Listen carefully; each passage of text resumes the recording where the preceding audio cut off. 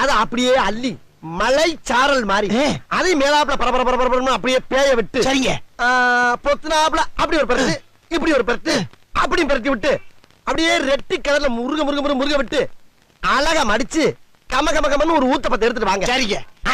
அண்ணனுக்கு ஒரு ஊத்தப்பம்.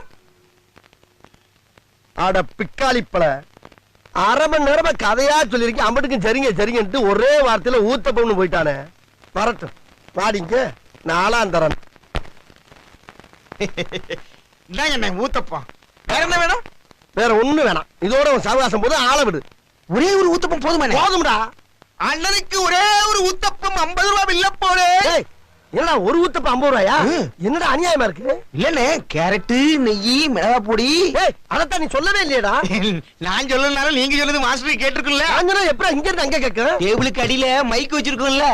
மைக்கா? யார்ட்ட